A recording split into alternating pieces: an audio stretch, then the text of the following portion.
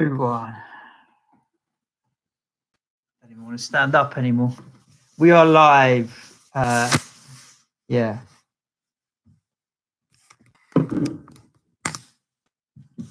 Audio's live as well. Yeah, you're not quite in shot. I need to give you a little. Go on, give it a whack then. Yeah, cool. It'll do. It'll do. For the 3 people that are live on the live stream. Hello, YouTube. Yes, we haven't started the audio yet.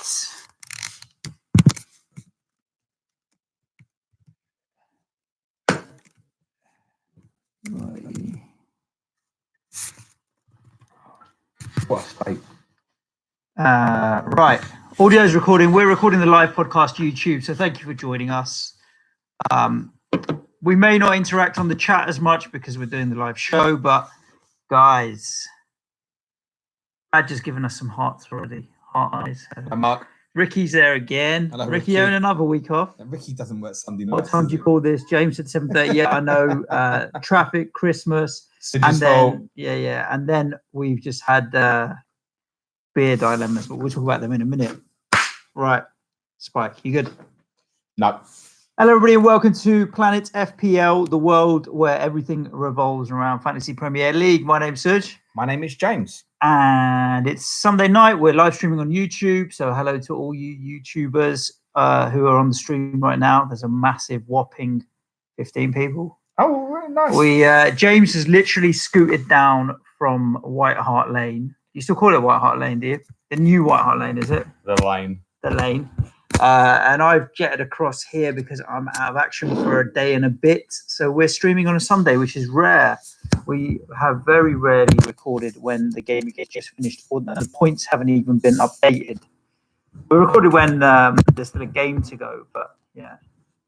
And this weekend has been an interesting one. We thought it'd be a low-scoring game week. This game week has been shit. Let's be honest. Yeah. I said it would be, and it was. It has. I mean, yeah, yesterday the average was 29. I'm not sure what the live average is at the moment. But I can tell it was about 45, I believe. For the top 10 or overall? We've got it here. Overall average about 45. Yeah. That's for, top 10K 45. Overall average is 40. About 39. Plus auto subs, another 4. So there's not a big difference between top 10K. All the ownership today was shit, right? Really bad. Loads of teams flocking about with William and Ismail Assar. Yeah. Tell me about your game week so far. Well, I thought it would be shit, but I thought everybody else's would be shit. So I've finished on 43, which I think is going to earn me, according to Live FPL Net at the moment, a dip of about 20,000 to about 590k. Okay. Returns and non-returns? Returns and non-returns. So I went very early in the week, Rico for Robertson. Rico is now suspended. I had 1 pointer from Chilwell, 2s from my triple Palace guys, Kelly, Zaha, Ayew. Tom Heaton a 2 as well. Blank from Captain Rashford for 2. Goal for Vardy. Nice 10-pointer from Todd Cantwell. 6 points from John Lundstrom. That is my week. Oh, and an assist for KDB. Yeah. When someone like KDB or Vardy score, it doesn't really feel like anything because everybody and Lundstrom. Everybody has them, right? Yeah. So essentially, my week that would have been any different to anybody else's was they got some points from Cantwell. Yeah. It's quite well earned as well. Anyway. And I'm on wildcard. That was going to be my next question. You have activated it. Activated last night. There's no deactivation on the wildcard. At least you know now, as with a little bit more. I mean, you've been warding off Spurs anyway. At least now you know definitely not to buy any Spurs players. Yeah, I'll probably buy 3 of them. I activated my wild cards because it was either this week or next week. Truth be told, I don't even want it. I might even literally just make 4 or 5 changes, like touch up goalkeepers and a bit more budget to spread a bit more money. Essentially, I'd done it now to get on Spurs at the right time, and the first name to probably fire in was Heung-min Son. Well, that won't be happening now, will it? No. I had my transfer plans for next 2 game weeks nicely laid out until Son decided to do what he did in the late kickoff today, which we'll talk about when we talk about the games. Must we? Yes, we must. We must. Of course, we must. I ended up on 44 points, a miserly 1 point victory over you. Oh, well done. Yeah. I was on 45 going into the Spurs game. I thought, you know what, I could push into, if Son picks me up at least something, I could get into the low 50s. He put me up something, it wasn't what I wanted, to tell you that. But my 2 transfers in Richarlison and Mopé this week, neither of them returned. I did get a clean sheet off Richarlison. However, Pulisic and Muse, who they came in from, were both benched. So ultimately, they did get me more points than the ones that I went with. Who's your first sub? My first sub, I had no playing subs this week. Of course, Yeah, you did. I had no playing subs. It's actually worked out all right for you. In a roundabout way, it was worth a good sort of 4 points. Yeah, I mean, there were moves that had to be made anyway. I had the differential. I don't know if he's differential captain Jimenez, but slightly differential. Vardy's returns. You know, Vardy was still the most captained this week going into City. Yeah. I mean, a lot of people were speaking about it weeks ago when we were looking at that run of Vardy, sort of Watford, Norwich, and all that, and even saying like, just when Man City comes, you can still do it. And obviously, in hindsight, again, I haven't captained him, and in hindsight, I wish I had captained him again. And guess what? On Boxing Day, I'm not going to captain him, and we'll probably wish I will again. You know what, though? Looking at that City game, because I watched the bulk of it. It was a case of a couple of chances, and he put one away. But City were dominant in that game. They were very good. So it wasn't the wrong choice not to captain him, because he had one chance, one finish, and one goal, really. You know, and then he picked up maximum bonus points off that. Was he the best player on the pitch? No, but he managed to pick up maximum bonus points. You know what I mean? The only good bit of football I watched this weekend was Kevin De Bruyne. Everything else was shockingly bad. I know, like, for FPL perspective, we look at the points and go, yeah, it's a bad weekend. But actually, the games were turgid. Yeah, it's going to be a fun conversation. It's not. I mean, look. If nothing else, we rattle through the games because we're back into another game week in literally 3 days, which is Boxing Day. Every single game on Boxing Day is televised, courtesy of BT Sport. So, sorry, it's Amazon. It's BT's New Year's Day. You ain't going to get that sponsorship deal getting it wrong, mate. Amazon Prime Video, which you can get with Amazon Prime, £79 a year. Use our referral code. We don't have one. Or for like most people, you get your free monthly subscription at the start of December. Just remember to cancel it after Boxing Day. Let's run through some of these games. And like I said, just very briefly off air before we started, there's as much almost off the pitch going on that's mildly entertaining as on the pitch. There is another game that we should possibly talk about, probably before we forget as well. Well, for our congratulations to Liverpool fans on World Club Cup. Club World Cup. I managed to tape it while watching Man City and Leicester and avoid the score and watched it afterwards. It was quite an enjoyable game. Flamengo give them a good shot there. Actually, I mean, Liverpool, Firmino should have scored after 20 seconds. Probably would have been very different rather than 100 minutes or whenever it was. And we should also now, after the result of the Etihad on Saturday, also congratulate them on winning this year's Premier League. I'm not doing that, but I agree with you. Congratulations, Liverpool fans. It's done. We shall see. Let's talk about the early game. Everton 0, Arsenal 0, which has got more headlines for the off-field stuff. Nah, I don't think so today. Look, it's in the lead up to Christmas. To be honest with you, I've got my Christmas head on now. I'm not even, apart from Son's red card, which has made me actually have to think about my transfers. I'm not that bothered. I may even not sell Son. But let's talk about Everton 0, Arsenal 0. Garbage game of football. Nothing interesting to see here. However, it's shocking. It wasn't the only one this weekend. Arteta, all the Arsenal fans seem positive about Arteta. They seem to have liked his initial press conference and the things that he's saying. He's looked so serious right now. Who's ever done a first press conference as a manager and people gone, "Oh, I don't like it"? Well, even Mourinho come across all right, didn't he? Until I started watching his team again today. Yeah, I think that there was a lot. I think more Spurs fans didn't want Mourinho than Arsenal fans who didn't want Arteta. Oh, 100%. Yeah. So I think from that kind of point of view, where you're doomed from the start because no one wants you in, I think Arteta's got a better thing going for him than Mourinho. I had the the radio on as I was driving in, which was 6:06. Everyone phoning in. There was plenty of Spurs fans phoning in saying, "Get Mourinho out of our club," and it was not even like because of what's happened in the first 5 games. They didn't want him in the first place, so it's very easy to then jump back onto a set of Spurs fans who are ready and waiting, shall we say, for the inevitable downfall of Jose Mourinho, whether it be next month, next year, the year after, or the year after. It will happen at one stage, and they're already waiting for that "I told you so" moment.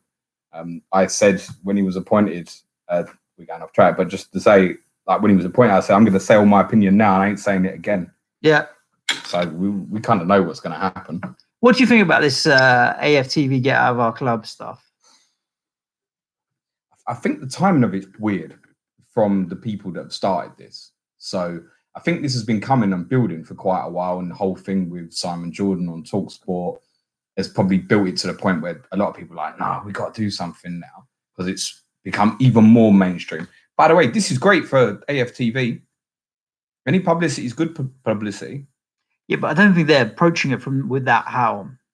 It's all good for it. Robbie's sitting there laughing, mate. I'm telling you. I'm always going to give them the benefit of the doubt that they want to do something in a positive way. From the videos that they put out, AFTV put out, they were saying that it was isolated to maybe 20 people that were chanting. From what I saw inside the ground and even outside the ground, in the I don't know, was it in the concourse or outside the ground somewhere? It felt like more. Yeah, definitely. It felt like a lot more. There was people saying you could hear it over the commentary. I couldn't hear anything over the commentary with my son. Right. But there were people saying tweeting during the game, it's audible in the crowd. That's not going to be 20 people. There was talk about it being orchestrated in advance, which it must have been. Yeah, it's not going to have been spontaneous. And then there's talk about was it instigated by the likes of Simon Jordan and what have you? Instigated being prompted, or like someone trying to get it started from outside. Listen, it's an away game. I need a FPL Badger only the was in the ground and heard it quite loud. FPL Badger, isn't he a Norwich fan, mate? Well, it could be a different FPL Badger. Oh, it could be a different FPL Badger. Yes. Anyway, it's moving off topic. I think it's to sum that up, really strange timing on the fact of just to appoint a new manager. Surely the focus of that's got to be on that. So, I mean, the Arsenal fans are a weird bunch. I've always said that. Well, yeah, they're your rivals. You have to say that. Everton fans are also very happy with their appointment of Carlo Ancelotti. Yeah, I'm more on the fence. I think Arteta's going to be a better appointment for Arsenal than Ancelotti potentially for Everton. My initial reaction, we were recording when the news broke that Ancelotti was almost definitely going to be the manager. Yeah. And I said to you, my initial reaction was it felt a little bit like Pellegrini, as in it's not a long-term vision. He's younger than Pellegrini. Yeah, and on reflection, it's possibly a little harsh because I think Everton Football Club have made a real statement to go and hire a top manager. Why shouldn't they? Yeah. Even if it is short-termism that then leads to another big appointment further down the line, perhaps a younger coach, if it gets Everton to... I mean, the first thing for Everton is they need to get back to the top half of the league before they can be thinking about anything top else. 6 and further than that. There's a lot to do. There's a lot of bad players at that squad. The only notable FPL I could mention from the actual game itself was, from what I saw, I thought Callum Chambers was quite good. He picked up top bonus along with Sideshow Bob and Luca Dean. Callum Chambers might be of interest to people at 4.4 million. He's now suspended for boxing. No, I don't think you're going to go near. I don't suppose there'll be too many FPL owners out there that have Aubameyang. I think because they play Chelsea and Manchester United afterwards, I think Aubameyang is a potential rotation risk for Boxing Day. And Bournemouth, in spite of their poor form, you don't really know what you're going to get from them at the moment. So it's an awkward looking fixture. I don't think we're looking at anyone from Arsenal Everton. I've seen a lot of people asking about Richarlison because Everton's fixtures are very much easing up now. I'd want to see where he's going to play first. So the thinking with Ancelotti is very much a 2 up front man. So it could be DCL and Richarlison. But then I don't know, he might start trying to integrate like Moise Kean into that team. Could play Sigurdsson in a more advanced position. There's loads of things there. So I'd want to see how Everton's set up first before I even considered that personally. Yeah, I've already made the move on Richarlison with this fixture in mind and their good fixture run coming up. I'm not off put. They've got a really nice run now up until game week 26. I'm just going to stick with it, apart from City in the middle there. But from an Arsenal point of view, I'm not looking at anyone at the moment at all. Arsenal's Aubameyang or nothing. Yeah. And Aubameyang just feels way too much at the moment. Yeah, I feel a little bit for Arsenal because the way they set up with the youngsters in behind Aubameyang, you thought he was trying something here. He is trying to get Emile Smith-Rowe to get some minutes and Willock and whatever. I don't mind that clean sheet. In spite of having all those kids in the team, if there's one thing that Arsenal could say out of the game, I mean, defensively we're a lot better. Yeah, it certainly can take that. It took a clean sheet. So, but like for me on my wildcard, I'm not looking at either of these two personally. Agreed. Villa won. Having just bought Richarlison. Yeah, well, I bought Richarlison a week ago. But if any, I wouldn't recommend anyone going in when there's a new manager just yet, unless it was a change in a positive way, which it isn't for either of these two sides. And carrying on the theme of managers, because I think you're about to go on to Villa Southampton. Villa 1, Southampton 3. There is a slight turning amongst the Villa Park faithful, questioning Dean Smith for the first time now. It's very slight. It is. It's very slight. Because, look, I mean, Adam Hopcroft, our Villa correspondent, did put it out on Twitter, and he was saying, look, you can't be that open against Premier League sides. I mean, he's learning his trade, Dean Smith, right? He's not the most experienced manager in the game. And Villa have been good in certain games as well. Like when we went to play there, they weren't open. I think they defended well. So yeah, I'm not fully sold on that turn is that big a deal. Yeah. Since game week 9, there's only been one fixture where they've conceded less than 2 in a game, which was Newcastle at home when they won 2-0. You're quite right about that. What Adam had said about them being too open. I think there was more in that Leicester fixture than we realised at the time in terms of the way Leicester exposed them, and now others have looked to do similarly. It was really noticeable from the game on Saturday how far in advanced an attacking Ryan Bertrand was, constantly bombing on to expose in behind Gilbert on that right-hand side for Villa. Obviously, they're missing Tyrone Mings. That's the biggest one I was going to say. Like, no Mings, no what? And John McGinn now out for, we believe, 3 months. Yeah. Which is a monster blow. Now, from an FPL perspective, obviously, I am considering as a wild card. I am still considering Jack Grealish because there are a couple of fixtures where I can still take advantage here. Norwich at home, Watford away, Burnley away. He did return at the weekend. Even after Man City, Brighton away, Watford at home, Bournemouth away. Even further, you can include Tottenham at home, Southampton away. So Villa's fixtures, they walk into a harder run after that, by the way, and they're going to want to get themselves in a position. They're now 3 points behind Southampton, but they need to be picking results up soon. I think it would be wrong for me to suggest what's going to happen next with Jack Grealish, which is off-putting. Does he, in the absence of McGinn, move to a deeper position? So, I mean, they can go Nakamba, Luiz, and Hurahan as the midfield three and keep Grealish in that sort of inside left, allowed to float area when they play with a natural wing on the other side, be it El Ghazi or Trezeguet. I don't think we know the answer to that. The talk was before the season, in the first half of the season, McGinn was getting further forward and Grealish less so, and then it's kind of Grealish has been able to get further forward. My instinct is Grealish might go deeper. I would agree with you on that. I think, again, it's a wait and see because he's not expensive, but he's also not cheap in Jack Grealish. He's still costing you 6.2. Yeah, 6.2. Right, for what he's producing now, isn't it? Yeah, I mean, yeah, it's not bad at the moment, but you don't know what's about to happen. So whether or not I'd go into Jack Grealish, I'm not sure. He's now level on points with Mason Mount, to give it some perspective. Who is going up in price is the boy on the other end who put 2 away, Danny Ings, 6.4 now. Now on 99 FPL points. Yes. Not a joke. That's only 6 shy of Aubameyang and Rashford, who are joint second for forwards. When are you good? Is he a consideration on your wild card? Has to be, surely. Well, yeah, of course he has to be. The problem is I can't get away. I'm a bit of a fixtures man, right? I can't get away from Chelsea away, Palace at home, Tottenham at home, Leicester away, Wolves at home, Palace away, Liverpool away. That's them up until that split week of game week 26. Is that the person I'm going to get in? I'm not. I would buy Danny Ings. I would look at him till game week 24, which is Palace away. The thing with him is obviously, like in terms of talisman, he's probably the standout through the whole league now. And that in itself makes it tempting because they'll lose 2-3-1 and he might score. And that's all you want from the forward at that value. Plus, every time he bloody scores, he's picking up Maximum bonus points. bloody bonus I mean, he will points. do in this case where he scored twice. Yeah. But we highlighted a few weeks back, he was regularly, if he scores, even if they were getting beat, 8 or 9s. So, yeah, of course, he's got to come into consideration. For me, he's a game week 23 or game week 24, end of January selection, not right now. So I've put it in my mind. I'm with you on the fixtures that I'm just going to have a look at him then, and maybe Mopay can go to him around then. I think the advice would be if you're on, stay. Like, stay on. Don't come off. You're probably building up value. You're going to continue to build up value. I think for me on the wild card, I think I should be looking elsewhere here. That's how I feel. So I think Danny Ings won't be for me, and I might regret it at that really good value.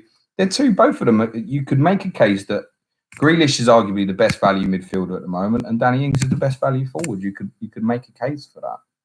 I don't like them fixtures for Southampton. I'm with you. I think if you do decide that you want to bring Danny Ings in around game week 24, 25, or even 23, you then can pretty much keep him until the end of the season.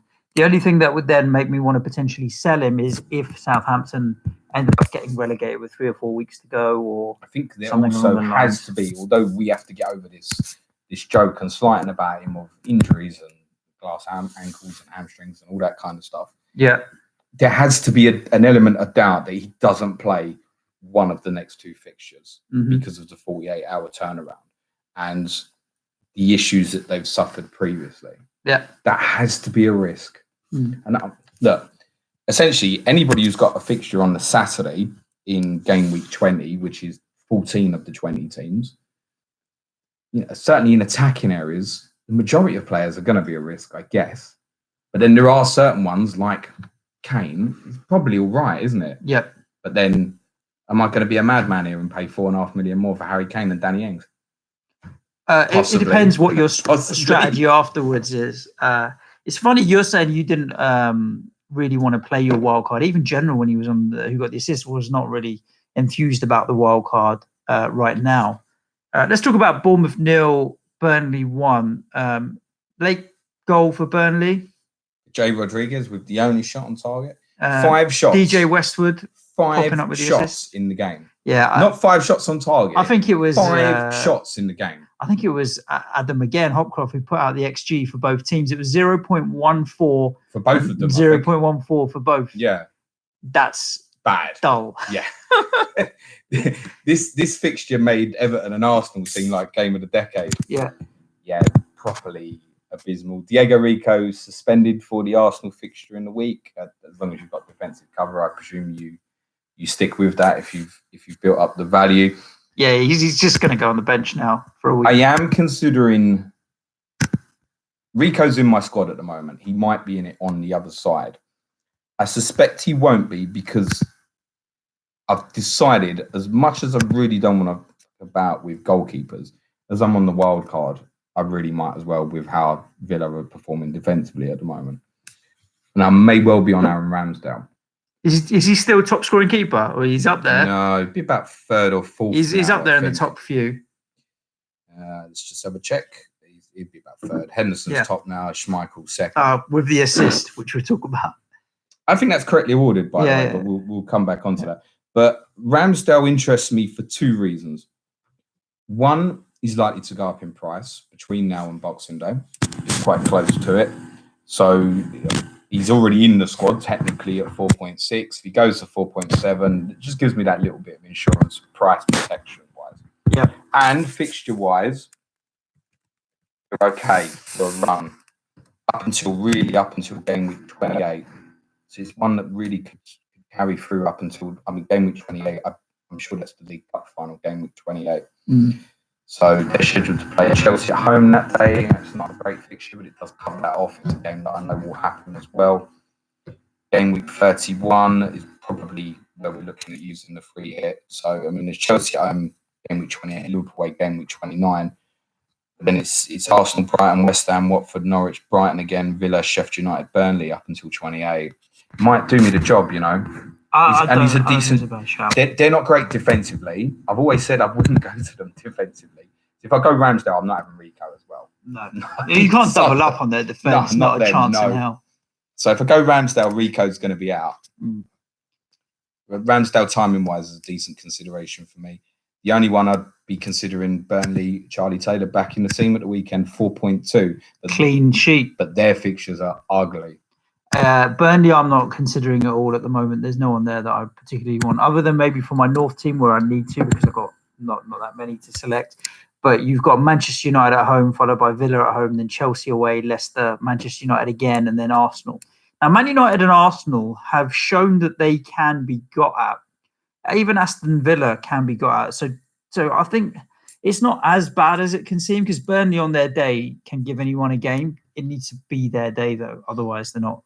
They sound like Ashley Barnes fixtures, don't they? Yeah, quite possibly. Where's he on his yellow cards? Because he picked up another one at the weekend. He's on 4 now. Ashley Barnes hasn't scored since game week 13. Actually, if you date back to the 4 goals in the first 3 game weeks, it's only 2 goals since then. Mm. So, I mean, you would favour Wood at the same price, I think, is more of the form. But I don't think you'd be going near them, would you? No. We're going to start a conversation again about Dwight McNeil. No. We like him, but he's too expensive. Yep. Yeah, okay, move on. I'll take Jack Grealish over Dwight McNeil. Just briefly on Bournemouth, because there is an outside name that I would consider as well, and it's Callum Wilson, who was back on the bench at the weekend, and it tempts me, one, because of those fixtures, 4.8% ownership at 7.4. Very low. Could have a breakout at some point in the near future. It's one don't think I'll go down that route. It's one I've got my eye on. Mm. Let's talk about Brighton 0, Sheffield United 1. It was the 2 correspondents that we had on. You were edging towards Brighton. I think Sam thought Brighton as well. I went with Sheffield United. He did tip a draw, Sam. Yeah, fair. I thought Sheffield United would just come through, and they're just a machine at the moment. Sheffield United flex coming into my team. I'll have Lundstrom, and then I'm going to find a way to get. I may even downgrade one of Robertson or Trent to Basham or Baldock, just to give me extra money for my midfield and up front. And I'm happy playing 3 Sheffield United players, in certain fixtures. Yeah, I think you can be.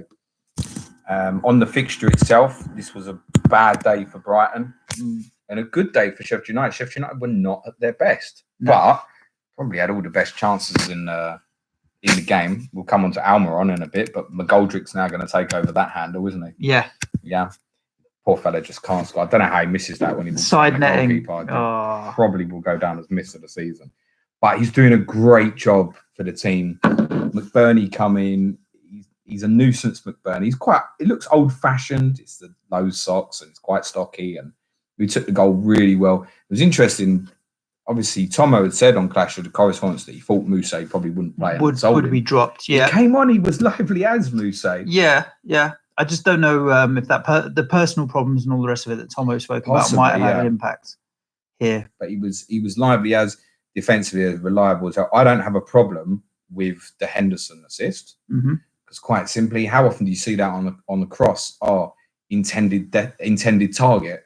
This target was McBurney, wasn't it? Yeah, he just whacked it. So I don't really have much of an issue with it. No, I mean, he's my Sky keeper. I haven't got it in that. So I wouldn't put it in that. But then I had enough jam with Henderson in the fixture before against Villa with the penalties over hitting the bar. That's another podcast on Tuesday. Oddly enough, though, as much as I like both these sides, other than obviously I've got Lundstrom, I don't see me considering anything further on my wildcard. Just Lundstrom. Yeah. Yeah, I'm quite the opposite now. I'm looking at where can I find the. I'm actually. I mean, it's a philosophical conversation that we can talk about before we get into the Twitter questions. I'm thinking about how can I just be more aggressive here between now and the end of the season, so that how can I just be more aggressive and trebling up on Sheffield United might be one of the things that I go about doing.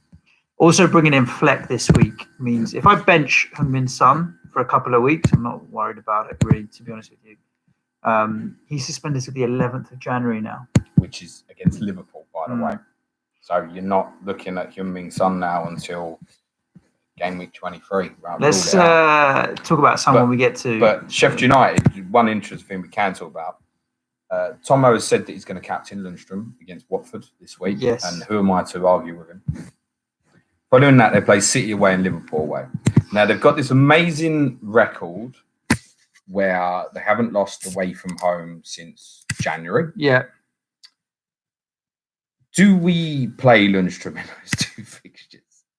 Because they're quite, on paper, they're 0 or 1 point returns, aren't they? Let's be honest about it.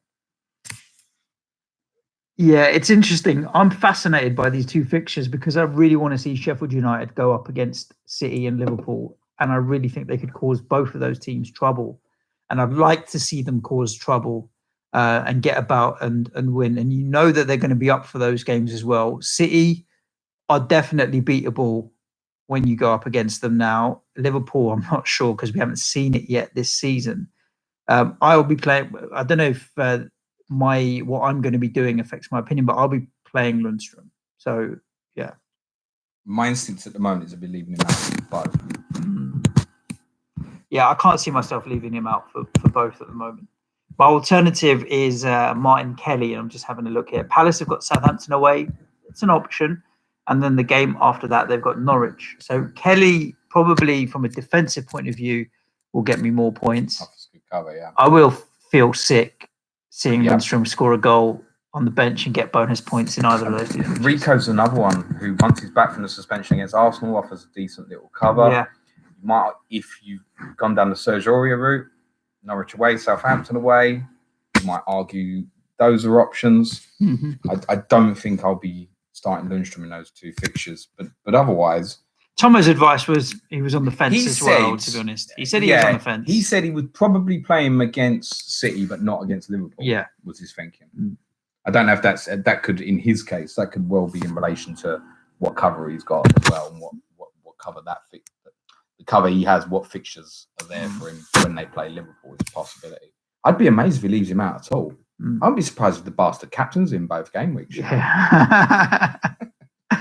Well done, Samo. Great. You're playing Brighton on Boxing Day, the early kickoff. Yeah. You'll be there. Yeah.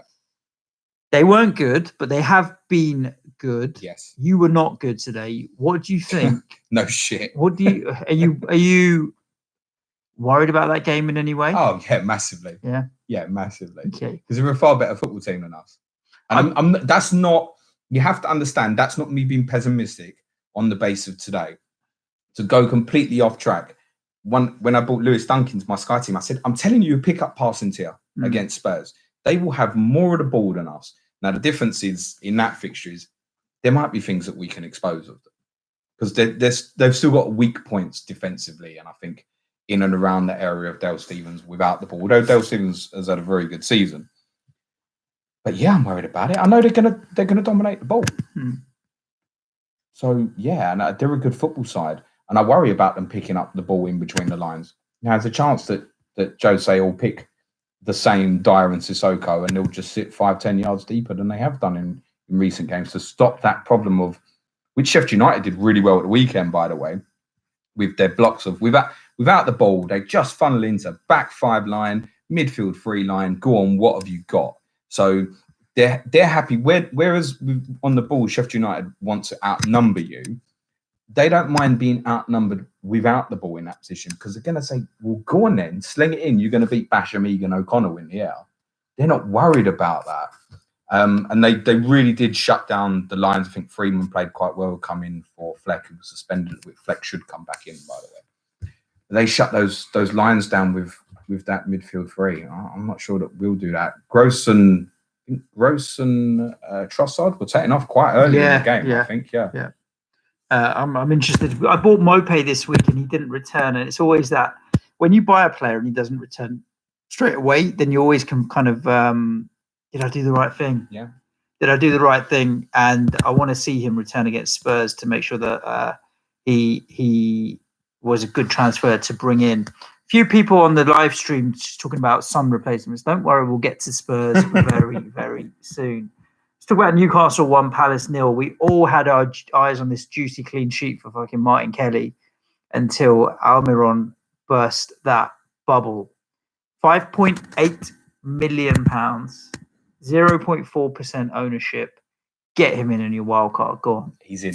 He is, eh? No, of course he's not.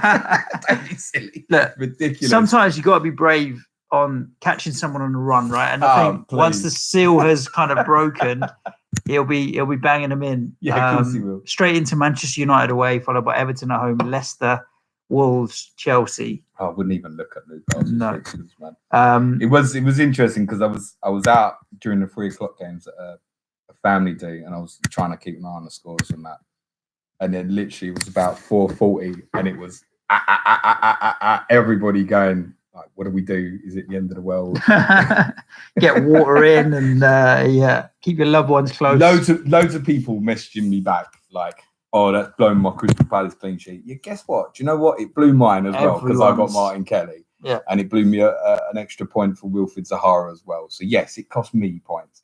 I was delighted for him because as much as I've taken the piss out of him, like, he works his dogs, doesn't he? Yeah. He seems quite likable, and he was so happy that little scene where he runs over to the ball boy was really nice. Ball boys have become like a real theme this last month. So I feel very subtly in terms of getting involved in goal celebrations. Yeah, quite possibly. It's quite often because they're responsible for getting the balls out to throw-ins quicker to get things happening and whatever. I don't know, maybe. What a lucky kid. Nice.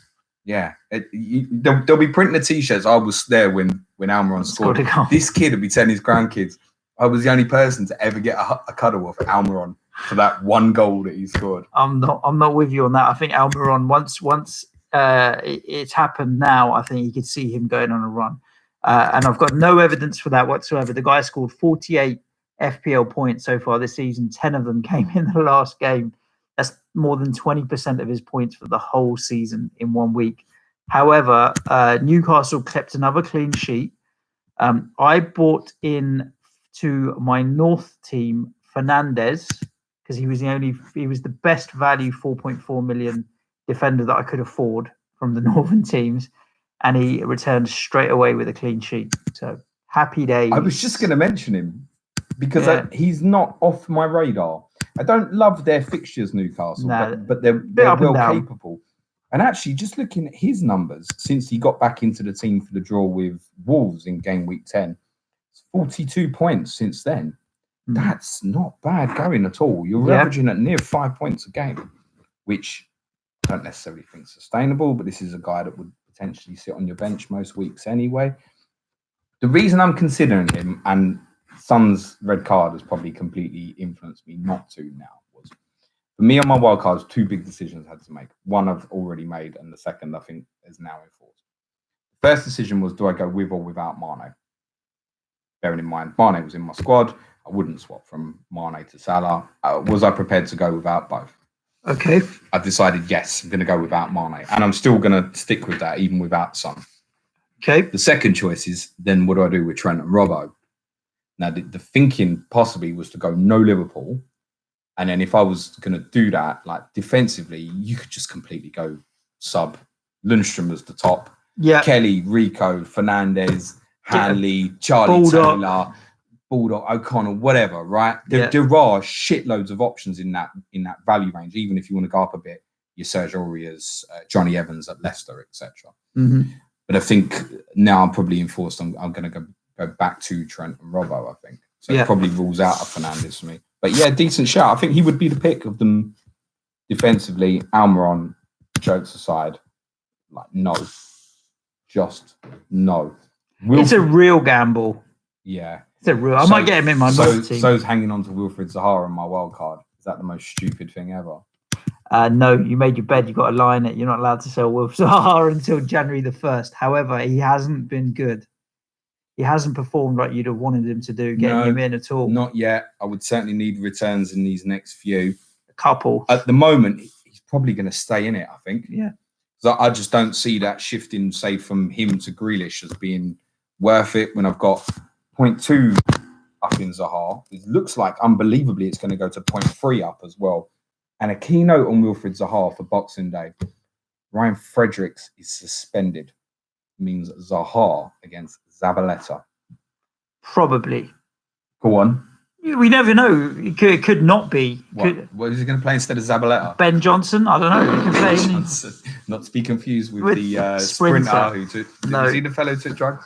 Yeah, he was. Yeah, okay. He was. Yeah, not to be confused. Ledley King's nephew is a fullback at West Ham. So I don't. Yeah, you're more than likely he is going to play Zabaleta there. But you know who's played right back for us before, previously, historically? Go on. Mikel Antonio. I can Oh. play. Get the beast back at right back, mate, because he's played right back, wing back. I think you'll find you need Mikel Antonio up front, mate. I'd rather take Mikel.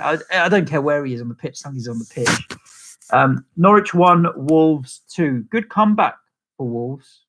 Going in half-time 1-0 down, and for all the reports that I'd read and stuff that I'd seen on Twitter, they were the worst team in the first half. Norwich were the better team. Game should have been finished at half-time. Yeah. But then come back and Jimenez picked me up my return. Scored the winning goal and didn't get maximum bonus points, but I'm not going to be bitter about that. I'm bitter about that. Top bonus for Campbell. Yeah, which was really surprising. I mean, it helped me in my North team, it didn't help me anywhere else.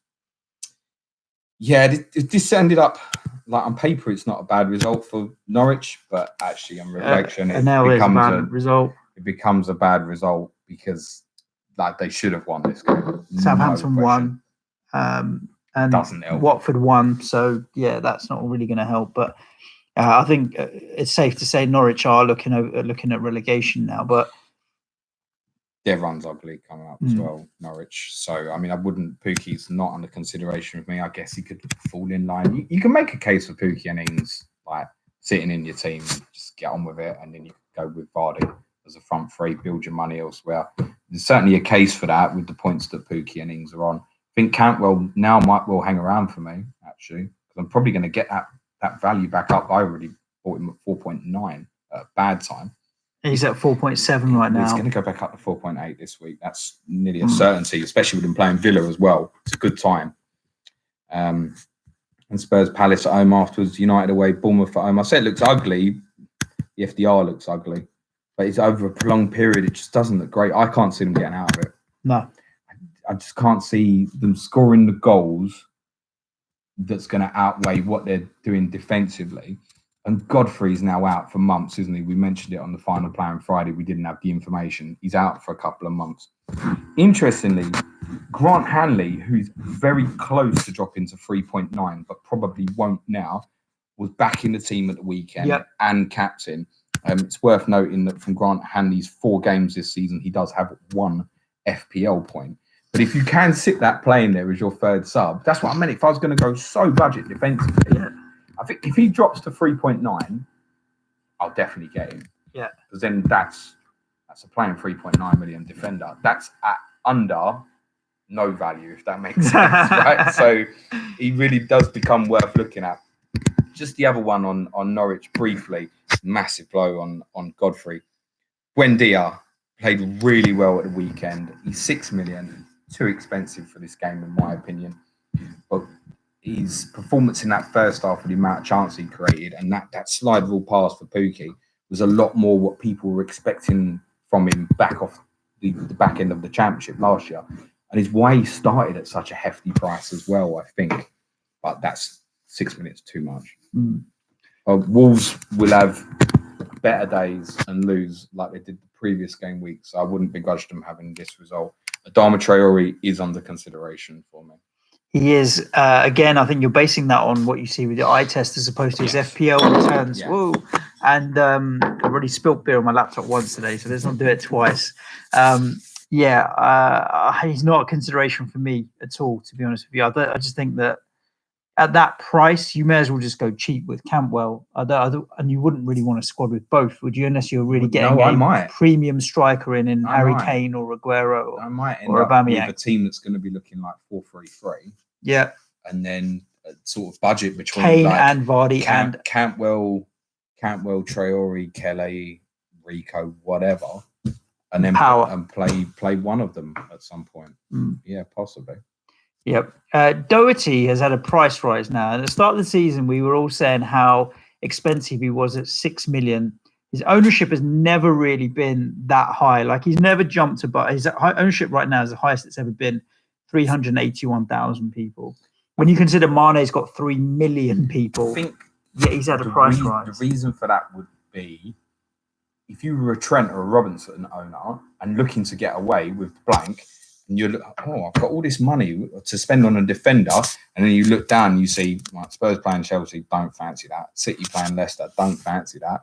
Oh, Doherty away to Norwich, and sure enough, he provides an attacking returners in the game. He only got 4 points, didn't he? 4 yellow card. Yeah, but I can see why people coming off Trent Robertson as a short-term move. Got to remember as well, 80% of the people are just making one game week transfers. Yeah. Not looking ahead. They go, I need to get rid of Trent or Robertson. Doherty at Norwich. Fancy that. That's an FPL wifey strategy, isn't it? That is a PlanetFPL wifey strategy. Yeah, absolutely.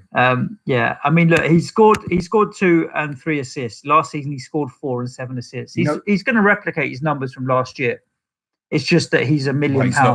We're not buying him at 4.4 million. He ended at 5.3 the end of last season. You know what happened with PlanetFPL wifey there, though, didn't you? Nah. She'd say, what about Doherty? And I'd say, yeah, good fixture this week, love, but look at afterwards. And then afterwards, once he's got the return, I'll be getting the slack, wouldn't I? Yeah. Why'd you tell me not to get him? Yeah. It's always the way, mate. If my missus had an FPL team, I would offer zero advice. She's shouting at me 20 to 12 on the morning. You didn't tell me about the deadline. Is that what she's moaning about? Oh, mate. What am I responsible for you now? And what does she do? She's obviously got the captaincy bust on Vardy, hasn't she? Yes. Cool. How did she do on the week? Let's have a little butchers. Similar to me, I think. I think she's beating you now, isn't she? I think she probably is. Nah, looking at it, not at the moment, but she's not going to be far behind. I don't even know what her team is. Here we go. She's probably about 4 points behind you now. Brilliant. With 18 points from Captain Vardy incoming. All that time you spend planning your FPL team and all that, doing these podcasts and all that shite, and the wife who says to you 20 minutes before the deadline, who shall I bring in, is 4 points behind me. Yeah, it's a guessing game, as we always say. A guessing game with a little bit of skill. It's like roulette, basically. Man City 3, Leicester 1. I had this on whilst cooking. I was really intrigued by how much better City were with the ball. They've had a lot of possession in quite a few games previously, but then been ineffective or not been able to break teams down or not be able to create chances.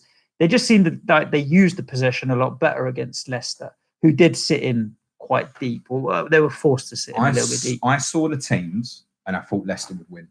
Really? Yeah, honestly. Because when I saw Rodri wasn't playing, I couldn't believe it.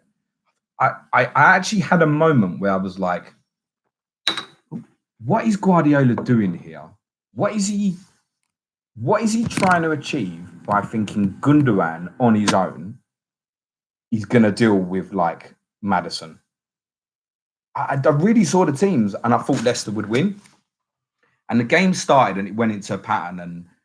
And even though City were well on top, you could feel that ball away for Vardy was always available.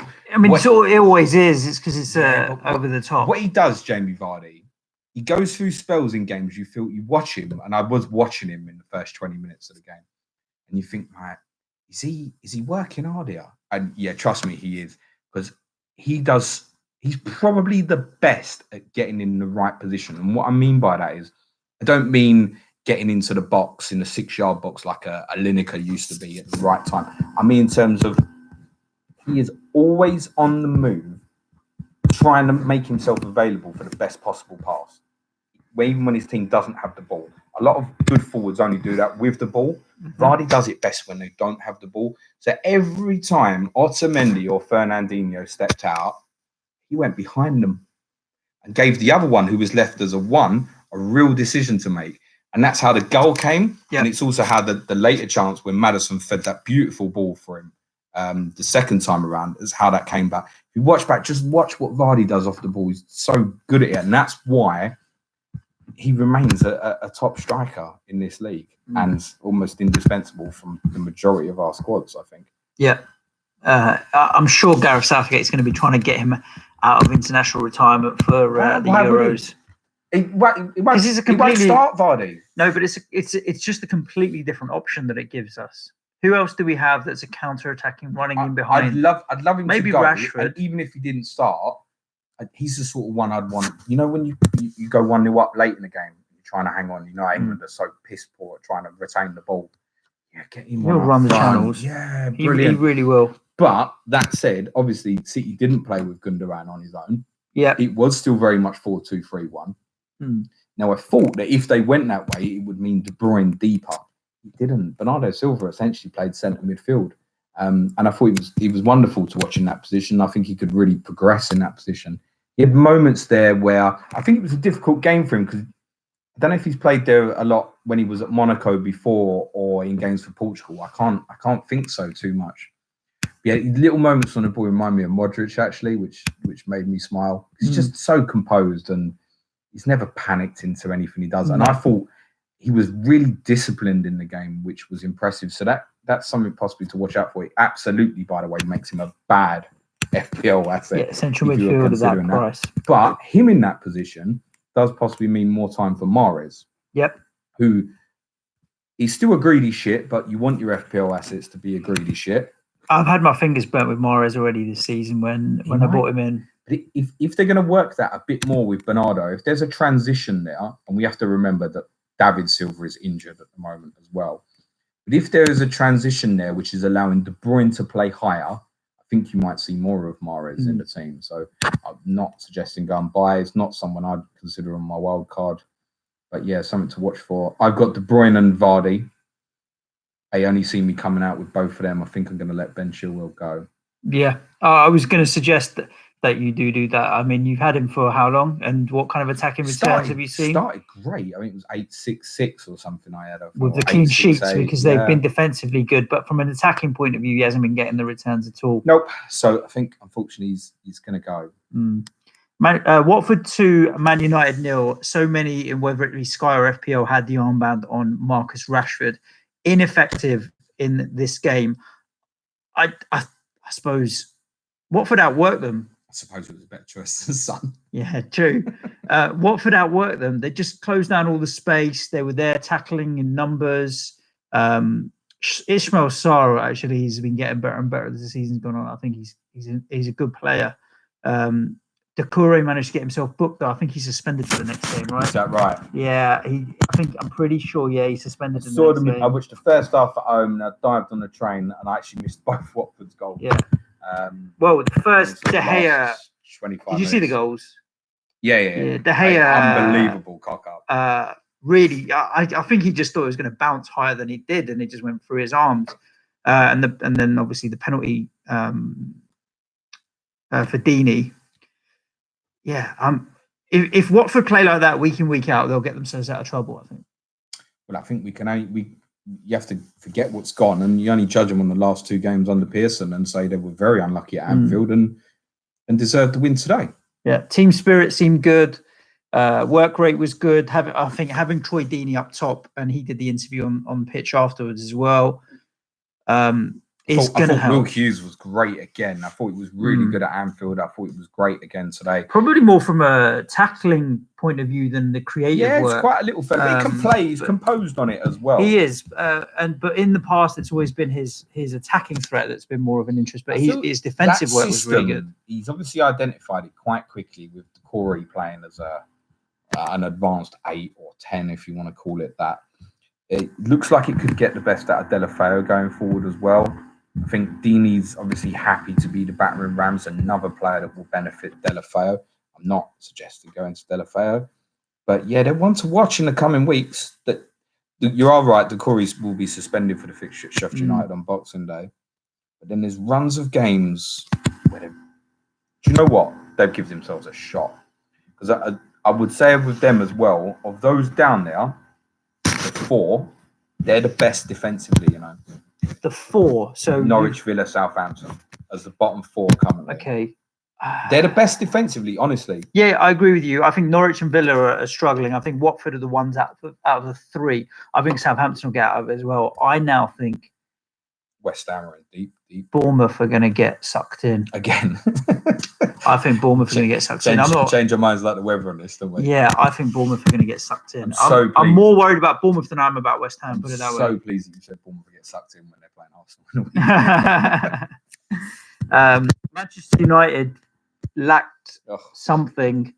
I heard an interesting stat after the game, and I don't know how I feel about this stat. I don't know if it's any good, but prior to Pogba coming on, they had a shot on goal every 9 to 10 minutes. Once Pogba came on, it was every 2 minutes. Can you read anything into that? Was he 8.4 Pogba? 8.4, yeah. I might. And if you did, I wouldn't say no, because he's been a great FPL asset in the past, and he's an attacking threat. It's just, is he just managed to get himself fit for the shop window for January? As much as they're saying they're not going to sell him, I don't think I will, because I don't really know. It's all right seeing him today when he comes on and they're losing, and he obviously plays in quite an advanced position. When they play Newcastle in the week, does he play as like a 6 again in a deeper role, picking the ball up with him? No, I think he'd come in. He's got to play a 10. He's got to take Jesse Lingard's spot in the team. All the signs at the beginning of the season was that he was going to play deeper. I just think, like, if he plays at 10 with Rashford, Daniel James, and Anthony Martial, who's becoming right near the top of my list as the most laziest footballer I've ever seen in my life. That guy never moves for anything. That they really, with him with 3 runners in front, like, they could do some damage. Yeah. I suspect he'll play deeper. No, I don't think so. I think Fred and McTominay are giving them quite a stable foundation to build on. I mean, they got outmuscled a little bit today, agreed. But in previous games against the likes of your lot and what have you, they've been much better. So I don't think you can suddenly bin the Fred McTominay partnership off the back of one result. Just kind of got to give them another go at it. And Jesse Lingard isn't all that. I just don't think Jesse Lingard. Young Jesse Lingard. Yeah. I don't think Jesse Lingard is there to polish Pogba's boots. So you'd think Pogba would come in for Jesse Lingard, and if he is there pulling the strings with Rashford and Martial and Daniel James, then he could do some damage. So if you've got 8.4 on a punt, then Pogba isn't bad, but it's very rare that you have that much money on a punt in FPL. Well, at the moment, I'm probably going to end up with Dele Alli in my wild card. Pogba over Dele Alli, but I can see the temptation to go to Paul Pogba. Pogba did me great this time last year as well, and he is another one as well. Like, even though he's just coming back, now he'll play Thursday, he'll play Saturday. They won't piss about with him. I don't think. He'll just be back in the team. More of an interesting damning stat, and this is the frightening one for United. Teams above them in the league, they've taken 2.1 points per game, which is massively impressive. Yep. That against teams that's above you in the league, whose title form, certainly over the course of 38 games, is at least get you top 4. I mean, technically, if you're title form, you shouldn't be any teams above you in the league. Where are they? 8th or 9th? Yeah, about 8. Yeah. Points against teams below them, 0.9 per game. That shit will get you relegated. Interesting. What's Spurs stats on that? Is it the other way around? It's just, I'll be fascinated. Shit everywhere. I'll be fascinated. No, I think we tend to beat most of the rubbish and don't do well against teams. Well, that's where you have struggled since Mourinho's come in. It's been Manchester United, Bayern Munich, and now Chelsea, which is probably a fair segue into Spurs 0 Chelsea. Before you do, I do want to mention the prospect of captaining Rashford on Boxing Day. Because I still feel, even with those, and speaking about Newcastle were probably the ultimate stubborn defence, I think he's the best shout Boxing Day still. I don't. Who's your likely Boxing Day captain at the moment? That is a very good question. Originally, it would have been Heung-min Son until about 2 hours ago. So I haven't really had the bandwidth to think about it. I may go Jamie Vardy at home to Liverpool. I may go Jamie Vardy. Otherwise, I don't really have an idea at the moment who it could be. I stay with Kevin De Bruyne. I think if I come out with Rashford in my wild card, which at the moment I think I still will, I think I'll captain him Boxing Day. Interesting shout. Madness, isn't it? I've got him in. He's blanked twice. Okay, let's captain him again. Look at them stats, James. They do shit against shit teams. Oh, okay, sorry. I'll captain him anyway. That's why I advise, but don't do what I do. Do as I say, not as I do. That's the one. Yeah. Spurs 0, Chelsea 2. You were there. I watched it on a mobile phone screen in a restaurant. It looked like Chelsea set up well. I mean, the first goal, Aurier shouldn't have shown Willian the inside, and Willian comes in and that was all wrong from the corner. Yeah, and I think Serge Aurier, he's just a right-sided Arthur Masuaku. All right, going forward, can't defend. And then you've got the goalkeeper. That was I watched it and I thought they both went for it. What happened here? I had to see the replay. I'll be honest with you, to see what Gazzaniga did, but he literally took him out. Before I cover the game and VAR, firstly, a word on which it became obvious to me in the ground, probably before it became obvious to you on the telly. I don't know what it was like watching the game on the telly. But I sit... You're talking about Rudiger? Yeah. Yeah. I sit, and I didn't hear anything. But I could visibly see from my position in the stadium, which is that corner, if you will, that he was... I said to my dad straight away, he's gesturing like someone's making monkey noises at him or something. So I saw Azpilicueta's interview, which said that there were chants. There certainly were not chants. But it does appear that some mindless idiot is trying to ruin it for somebody again. Get out of my club, whoever you are not welcome at Tottenham. What? Because I only heard about it from the live commentary feed. I didn't actually see it. Yeah. And then when I was on the radio, they were talking about it, but I didn't see anything. So I could see Rudiger's gesture. And the game stopped, and the referee, Anthony Taylor, went over to the side of the pitch. And at that point, I knew that what I thought I saw was correct. There was no other reason for the game to be stopped. The game continued a minute or so later. Then there was an announcement in the stadium about 10 minutes later, then another 10 minutes, then another 10 minutes. So I don't know if it's stadium protocol to... certainly after that moment, I don't think anything else happened. Yeah. I don't know if it's stadium protocol in the Premier League, because... I don't know if this is the first time it's been announced in the ground. In the Premier League, it's the first time it's happened. Yeah. Whether it would be protocol that it's announced every 10 minutes to remind people, because people need to be reminded not to be racist, fucking idiots. Yeah. So yeah, that just made a bad day a lot worse. So I mean, chants normally you'd be able to hear chants. There definitely wasn't. An audible no, yeah, not like what you saw with that Millwall Everton game, for example. I can only think, like and there's no TV pictures, I don't believe, that supported. See, like the guy at City the other week with so Fred obvious. and I'm sure something will come out at some point. But I imagine maybe, what has happened is similar to that. I think we can probably read between the lines where it's 1 or 2 or 3 idiots, dickheads. Yeah, Spurs with their security system, believe me, will find out what's happened and get rid. So I won't be getting banned anytime. Yeah, initially I thought something was thrown into, because on the chat there was stuff thrown as well. Yeah. Just don't need it, do you? No, I definitely don't need it on this sort of day as well. No. So anyway, back to game. Let's do the VAR incidents first. So the penalty for Chelsea. Again, I'm basically in line with the penalty area. It's on my side again. So when Anthony Taylor gave us a free kick, I burst out laughing. And then I realised that we were done for because of VAR. Yeah. Because I 100% knew that it was a penalty. Yeah. I haven't seen a replay of it at the TV. I don't need to. Yeah. I knew in live time that Gazzaniga had tried to swipe at the ball, completely missed, and gone into Alonso. How the referee thought that was Alonso fouling Gazzaniga, I have no idea.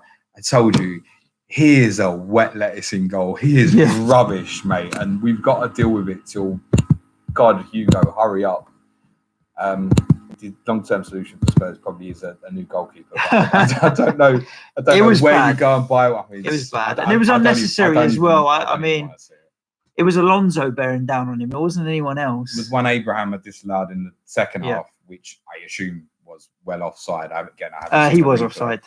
He spills it like, please save it, mate. Yeah. And I told you again, it's just making people nervous. The only Spurs player to come out of that game with any credit is Davinson Sanchez, who I thought passing was poor, but so was everybody else's. But defensively played pretty well. Just to cover off Spurs, yes, I'm on my wild card. Yes, that's dreadful. Yes, I'm really worried about the Brighton fixture because of the way they play. And yes, Aurea, Ali and Kane might all be in my wild card. But I need to think about it because at the moment, the feeling's pain, right? And I don't want any of them. When I sit down and reflect on it and assess it better, I may still reflect and look and say, okay, against the sides that Spurs should be beating, Spurs are beating them. You've got Brighton, Norwich, Southampton, then Liverpool, but then Watford, Norwich, then City, then Villa. So 1, 2, 3, 4, 5 of those teams, 5 of those games of the next 7 or 8, all teams you should be beating. And 6 of the Spurs to finish top 4 probably need to take 15 points, probably at least 13 from those 6 fixtures, I would suggest. The reason we won't, and the reason why I've been cautious about Spurs, seeing all over Twitter all week what Spurs were going to do to Chelsea, I just think, have I missed something? Have I missed something? All that analysis I did on Tottenham on Tuesday about the Wolves game and that, have I really missed something? I was questioning if I'd missed something twice over. Were we lucky at Wolves? And then, hang on, are we unbelievable? Because I'm seeing predictions like Spurs 4-1 and 4-0 and 4-2. Hold on, what? I know Chelsea have been a bit shit defensively. This is also their game, Chelsea. This is their Arsenal game for us, right? They're always going to show up for it. And the main reason, we'll come on to Chelsea tactically, but the main reason why they're so much better than us, and it's a theme across the league, if you want to add Arsenal and Man United into this as well, Chelsea have good central midfield players. In Kante, Kovacic, I know Jorginho didn't play today. Yeah, I was surprised by that. I thought, we talked about it, and I was in agreement with you that I thought Jorginho, Kante, and Kovacic would play to give him that dominance in the midfield. Yes, agreed. They didn't need it. I think actually, in reflection, he was right because he basically set up not too dissimilar to how obviously Wolves had played against us the week before and saw how much of the ball Moutinho and Neves had and how advanced they got. Yeah. Now, the difference as well is... the 3 at the back. If you're playing 2 centre-backs and then having 3 midfielders versus 3 centre-backs and 2 midfielders. So he counteracted the Jorginho thing by bringing Tomori back in, who was good, Yeah, we like Tomori. He's a good footballer and he can play. Yeah. I thought really good, played really well. And Zuma, who's probably the weakest of the 3, playing centrally. Yeah, cool. Just do the physical stuff with Kane and all that. Absolutely fine. Yeah, they were much better for it. Thought Alonso played well at left wing back. Azpilicueta played well at right wing back. Willian was fantastic. Abraham's better than I thought he was. Good player. Good player. I'm still not sure if he'll get the goals that you might want as an FPL asset, but he's actually a better player than I thought he was. Yeah. And I thought Mason Mount was excellent. Really tidy. Very much on my radar. What is he? 6'5" or 6'4" Mason Mount. I know, no return, no sign of a return today. Keep playing like that, he'll stay in that team. I was part right in saying that I thought Pulisic would get left out, but I didn't see the back 3 coming. Now, they played this back 3 earlier in the season when they beat Wolves 5-2. I think they played it the week after, and then it was gone again for whatever reason. I don't know if it might stick this time, or was it? I feel like it was more a solution for us. I think it was a solution for you guys. I think so as well. And I think it was a good one as well. Credit to Lampard. Yeah. Absolutely. You went into your wildcard with no Chelsea assets. Yeah. They've just gone and beaten Spurs 2-0. You're coming out with 3 Spurs assets. Tell me you're coming out with some Chelsea assets too.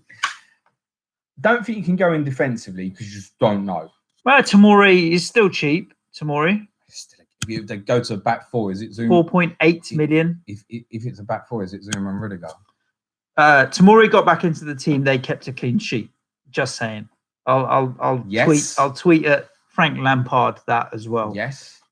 Okay. Correct. Yeah. He's not going to want to leave these Pulisic and Hudson-Odoi out for too many games. But he can't play all of them. You can't play all of them. Hear him getting linked with the likes of Zaha and Sancho. So he obviously does want to play with out and out wide players.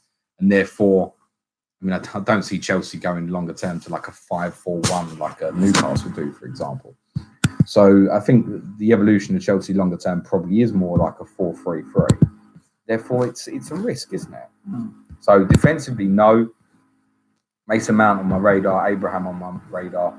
They would still be the two. They were the two that I had before. They might be the two that I go back for. Southampton at home's tempting this week because you think, oh, yeah, fixture, right time after a good result and on the wild card. Do I just go the two of them for the week and then see what happens? Possibly I might. I suspect there'll be rotation for that Southampton fixture and the fixtures afterwards are indifferent. So I'm really undecided on Chelsea. But I thought tactically spot on today, thoroughly deserving winners, played really well. I think they went easy on us. I think if they wanted to, they could have won by 4 or 5. They were so comfortable. Let's talk about the one question that's on everybody's mind because, we're getting an hour and 10. We always try and squeeze in. Talking about a rubbish game week as well. I don't know how we did that. Yeah, we do want to squeeze in a few Twitter questions if we get a chance. The one that is on people's minds, Heung-min Son, the nicest guy in football, does the dumbest shit sometimes. Somehow he just manages to get in these situations. He kicked him in the chest, didn't he? Look, let's get real and let's take the Gomez out because it was a freak, horrible accident. Yeah, Mig tweeted that Spurs are going to appeal it and he might get it overturned. He's not getting overturned. No chance. No chance. VAR looked at it, mate. Yeah. I mean, look, it's soft as hell, but again, you don't do that. I saw the incident straight away, and I said straight away, he's kicked out. He's going to get sent off there. So once at Bournemouth, you go, oh, that's out of character. That's an issue. But it's out of character. So, okay, maybe it's a one-off. Do it twice? No. Unforgivable. I'm pissed off with him. And it didn't affect the game because, trust me, we weren't doing diddly squat. Chelsea would have won comfortable anyway. So it's no excuse. It didn't affect the game. But now pissed off now, like you're causing trouble to your teammates because although... He's out for 3 games now as well. There's that, right? Once he got sent off, there's no way you were coming back. Forget the game today, right? You've now got shit players chasing the ball even harder than they had to chase the ball in the first place. And now they've got to do without you for 3 games as well. No, big apologies expected there. Not good enough. So he doesn't escape because he's capable of worldies and stuff. No, I'm pissed off with him. If I saw him tonight, I'd tell him to fuck off. Yeah, I can understand that. I've been working I'll towards... probably get him in after the Liverpool game. Yeah, I've been working towards building up some money to bring in Sadio Mane. I don't quite have enough. If I sell Heung-min Son, I've got 11.3 million. Doesn't get me Sterling, doesn't get me Mane, doesn't get me Salah. So then everybody else that I could consider, you're talking the top 20 midfielders, point scoring, are cheaper than £9 million. A lot of them considerably cheaper. Let's work on the basis that people don't have money in the bank. So look, if you're in the wonderful position, you've got 2 million in the bank to go to Salah, Mane, or Sterling. You need more though. You need like 2.5 at least. But I'm saying if you've got it, yeah, then fair games. Obvious. Go and do it. There are only 3. But that said, I'm gonna wildcard this with none of them. I think. Yeah, there's only 3: Mane, Salah, and Sterling, and you're only gonna pick one out of Mane and the Salah. First best choice to replace Heung-min Son, if for whatever reason you don't have him, is Kevin De Bruyne. Correct. I think 150,000 people bought him last week. Don't even think twice about it. Just get it done. And I think the majority of people who don't have Kevin De Bruyne but do have Heung-min Son will be making that move. I think the second most natural move that people will be making is to Ali. Whether right or wrong, I think that's going to be the natural progression of move that people make. So what you saw on the pitch... It's difficult though, Suj, because if you go and buy now, and this is why I was worried about this fixture. I told you this for the last couple of weeks. I said, I'm worried about what they'll do to us in the middle of the pitch. Yeah. And I was actually wrong in the sense that I should have been worried about what they were going to do to us all over the pitch. They were betting us everywhere. Yeah. But the midfield is still the biggest problem for Tottenham, and Chelsea have good central midfield players.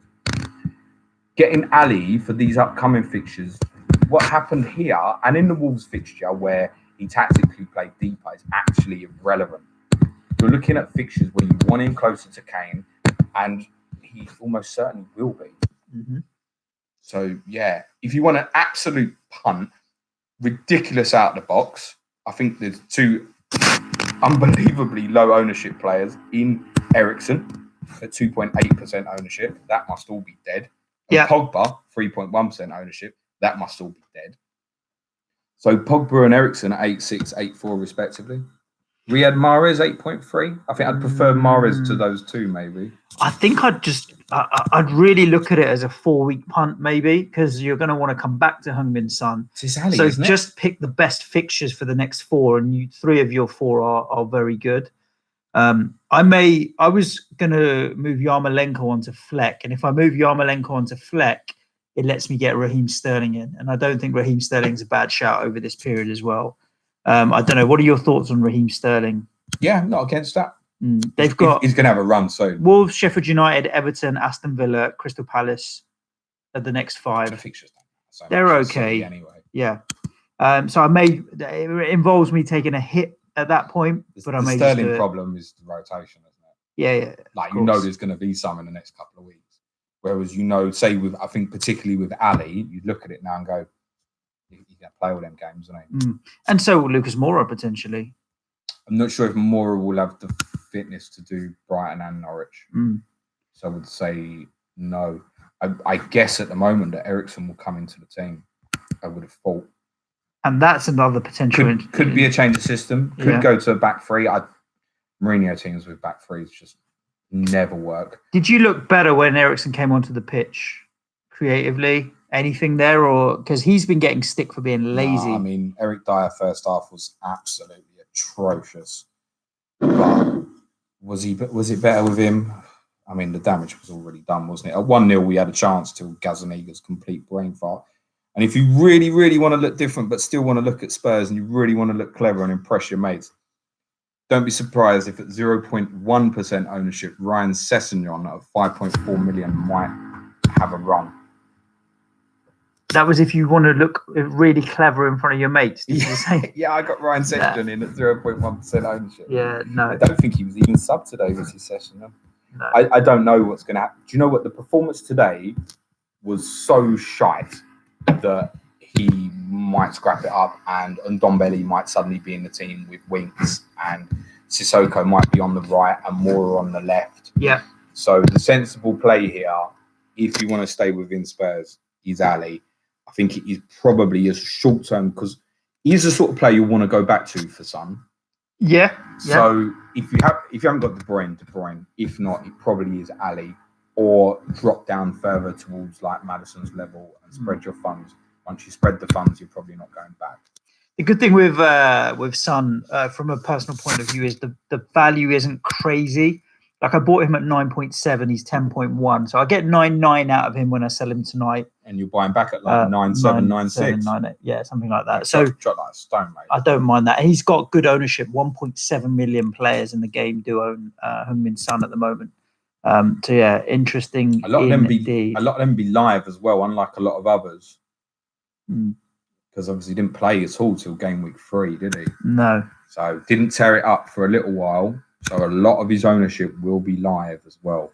So he'll drop off. We're getting back in the differential team, mate. Yeah, well, you never know. No, I do know we'll get back in the differential team. Well, the decision is whether he drops below 10%. Hopefully he will. 100% he will. Yeah, he's got too much live ownership, unlike some of the others we're knocking about. We have a few Twitter questions. Can you tell us do you want to delve into where you feel you are on your wildcard before we get into Twitter questions, or do you want to leave it for later, basically? I think I will be something like Ramsdale plus 4.0, Trent, Robbo, Lundstrom, Aurea, Kelly, De Bruyne, Ali, Zaha, Cantwell, 4.4 midfielder, Rashford, Vardy, Kane. Something like that. Okay. I think my big decision is going to be on... Still quite template. A lot of the same players. That's why I said I never really wanted it. So essentially what I'm doing is I'm firing 3 Spurs players in and changing my goalkeeper and getting Robertson back. No, I'm not doing it. I didn't really want it. I never felt in a position all season long that I needed it. My rank would suggest otherwise. And I wish in hindsight that actually I had just used it earlier and had an extra sort of million knocking about in value, which I would have. So I don't know. But then maybe if I'd used it then, I wouldn't have been in a position where actually I was quite happy with my team throughout, because I would never have changed that much then anyway. So yeah, I would have been quite happy to have not had a wild card this season. The one thing Son's red card does do is, if you do still want to hammer into Spurs, Like, it's now clarity. If you want to go free, it's now obvious. It's Aurea, Ali, Kane. Yeah. Kane, there is no sense whatsoever in going for Harry Kane other than there are 3 away fixtures coming up where they're the sort of fixtures that are really nice for him personally, and I know that. Will I have the cojones to captain him in those 3 away fixtures? I don't know. I think that would be my biggest decision is on Kane. If I'm off Kane, then suddenly I could even, instead of Kane, I might be Greenwood. And then suddenly we're talking about a whole different thing. Yeah.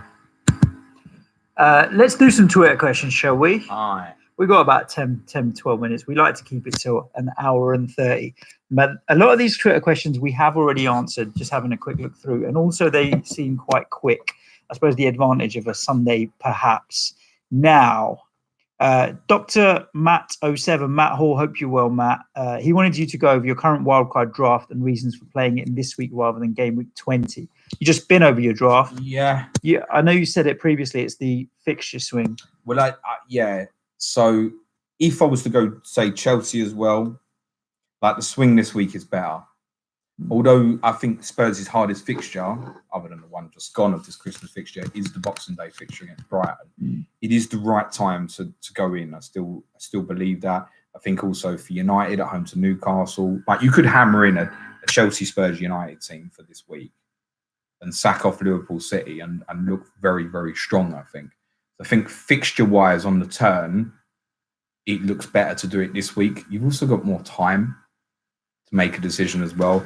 Don't forget, obviously, the final game of the 27th is Wolves Man City, and then the deadline on a Thursday, and it's a Friday deadline. 24 hours. Friday night. Oh, there's a Friday game for then a Saturday morning. In terms of the actual game weekend, so I mean, what do you do in that position where De Bruyne goes off injured Friday night? Suddenly you've got 9 hours to sort everything out in your life. So that's one certainly positive as well. Plus for me, look, like Christmas Day, mate, I'll be sacking it off because I'll be getting ready for Boxing Day. So I have no problem like sorting out my wild card Christmas Day. Yeah. Now it's about, I've got initial ideas, but I haven't really done an analysis yet in terms of fixtures, numbers. I will do. We have a few more questions coming in here. So Pat asked for your initial thoughts on what happened in the ground, and we've spoken about that already in terms of the races. And thoughts on transferring Rashford straight back out for Tammy after this game week? Sugar. As in this week now? He said maybe. After getting him this game week. So he's literally bought him. He's going to bin him straight away. I feel like Rashford's going to fall into Zaha territory for me, isn't it? They'll have 1 week where they go mental, the 2 of them. There'll be the week that you don't know.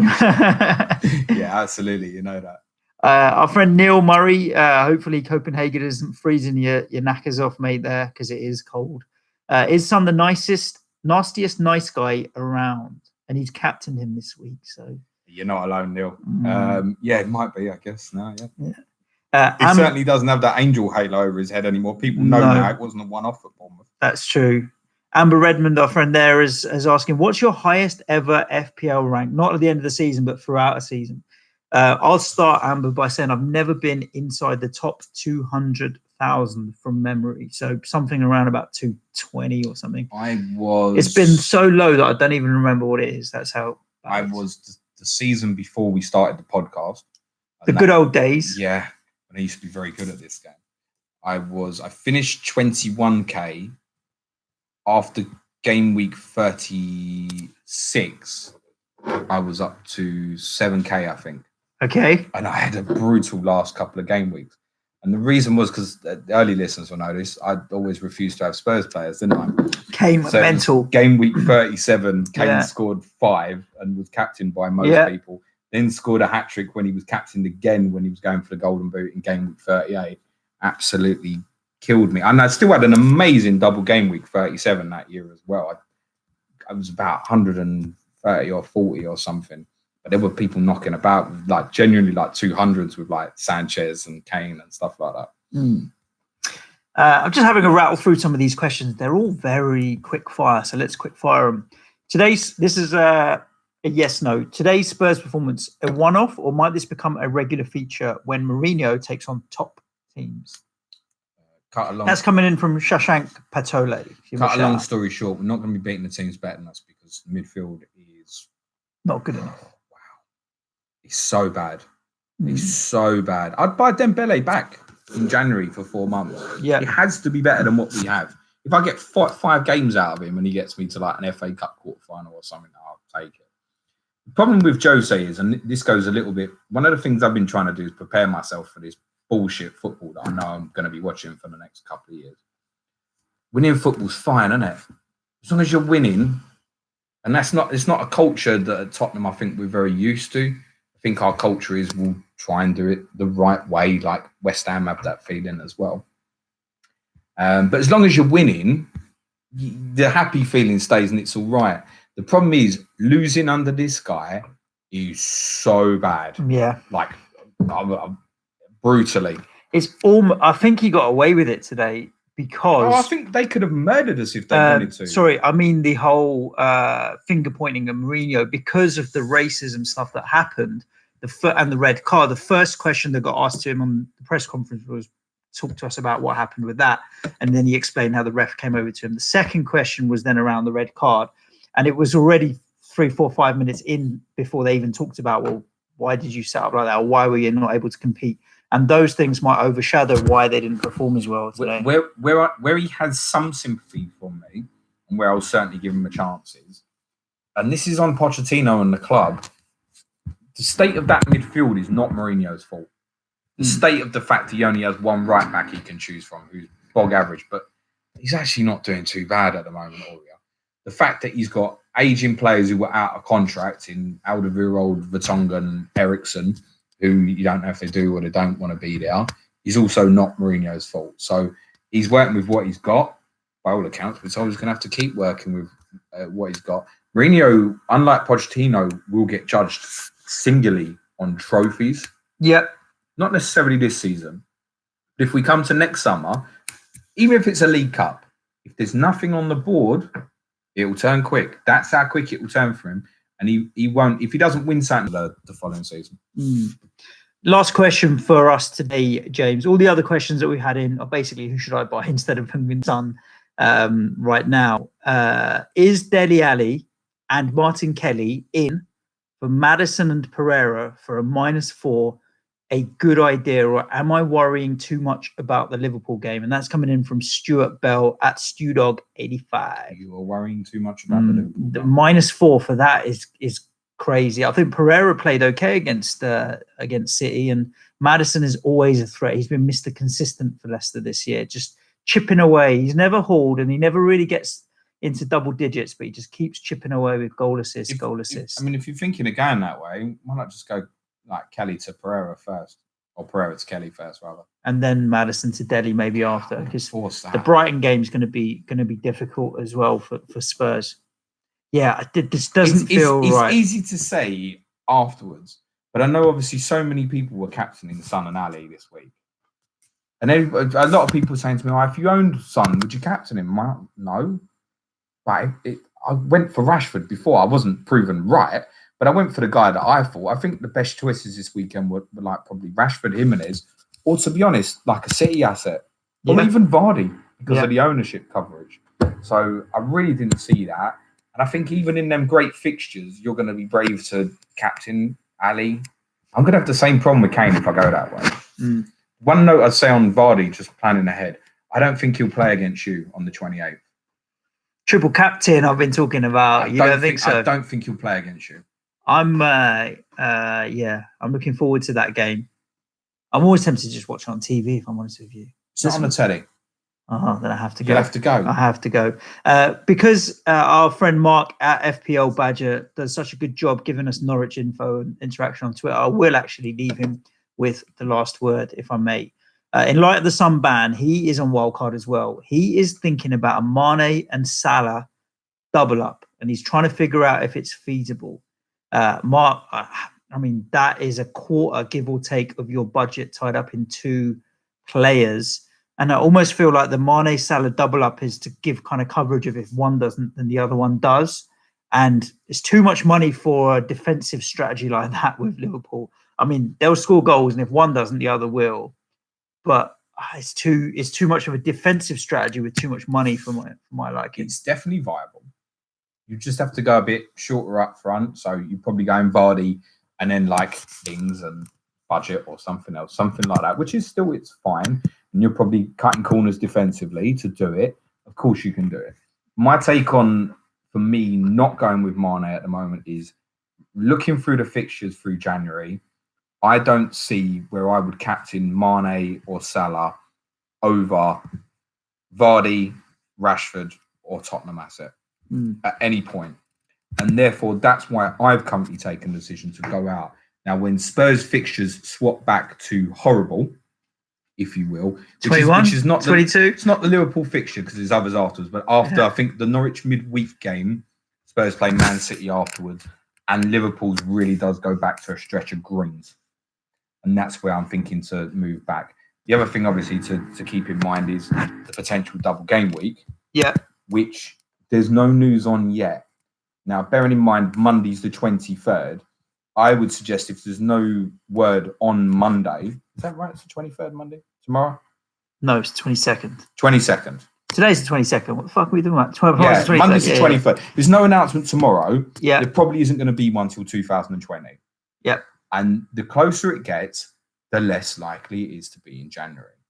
Now, if it is, bump them in. You're gonna if that double does end up being at the end of January, like we suspected, then you're gonna need at least one on Salah or Mane, I would suggest. Yeah. So something to bear in mind at the moment. I think I'm gonna go without. Don't be surprised if I'm in the stadium on Boxing Day, announce my wildcard and Salah and Mane are both in. I'm entitled to change my mind, right? There you go, Mark. As our Norwich correspondent, final word on this week's show. James, a couple of things to mention. Public service announcements, if you are listening. We have penciled February 22nd as a potential date that we're going to try and do. Penciled. Stop booking your flights and your trains. Have people booked shit? I hope they have. There's a few people are like, I'm like, calm the fuck down. Yeah. We are working on it, and it will be a week to a week and a half before we are concrete and finalised with the Christmas break. Now, I don't think it particularly helps with our planning. When you mentioned February 22nd, which, by the way, the lunchtime game is Chelsea versus Spurs. Yeah. And the 5:30 game is Leicester v Man City, so it's good football as well. When Suj mentioned it, before we played Chelsea, it seemed like a really good idea.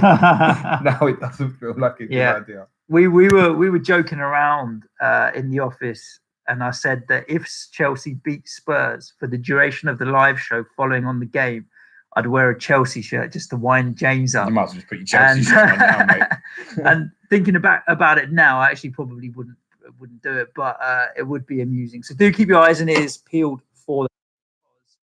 We're trying to make an effort to get outside of our comfort zone of London, and there's plenty of fans up there.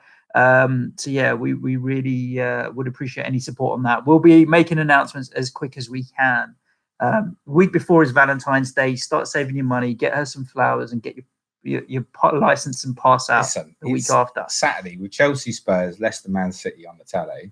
Right? You weren't doing nothing with the other half anyway. It's going to be a great day. Hopefully, touch wood, fingers crossed. We're going to make it happen. As it's the corresponding game week to this one, hopefully the games will this shit game week. What else we got to announce? What are we doing the rest of this week? It is it's Sunday night today. The audio's going out. I'll do it because you'll get confused. Yeah. So Sky podcast Tuesday extended, be about an hour, probably be quite late Tuesday, late afternoon, early evening. Yep. But it'll be an hour long covering all the Christmas fixtures, 26th, 28th, New Year's Day. We'll look at it in one hit for Sky players. Wednesday will be when the People's Poll goes out, which is Christmas Day. Yeah, wrap that shit up, which we're going to record shortly, but we're going to hang on to it, looking at some of our Premier League awards of decades. We're going to have a laugh with it. It'll be something laid back. It will not be FPL in any way at all. So if you want to skip the FPL content, do rejoin us early on Friday, where we'll be back on it, reviewing all the Boxing Day fixtures to give you something up to date before game week 20. Correct. Yeah, so lighter week in a strange way, but we've got Christmas food to cook and eat and drink and all the rest of that stuff. So thank you for listening. Thank you for tuning in on the live stream and listening to the audio. Do like and share the podcast with all of your FPL playing friends and family and other people in your mini leagues, because if they start listening to us, they'll definitely start seeing some red arrows. Why is it people keep thanking me all the time and saying, "Oh, thanks for your pods, I'm doing so well," and I just look at that red arrow? Yeah. Mate, I'm gonna just maybe, if I'm lucky, creep inside the top million again, and you've got people who are like 30k thanking us. I'm like, can you manage my team for me? Because that might be it. Might be a help.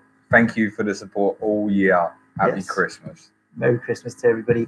So yeah, do stay tuned. Thank you. Ciao for now. Cue music. Suj. Yes. End of the audio. For you live streamers, thank you for joining us, all 60, 70 people of you. We haven't been able to reply to you on the live chat because we're actually just recording a regular podcast rather than doing a live stream. So we haven't been active on the live chat. We will be moving forward, figuring out a way to make it a little bit better, though. But yeah, thanks for tuning in. See you. Have a nice evening, gang. Later in the week. Ciao. Thanks. Bye for now. Bye, everybody. Ciao. Oh, shit. Bloody hell, Suj. We are spilling so much beer today. That was a YouTube extra. Us spilling beer. I need a wait. Let's stop. End stream.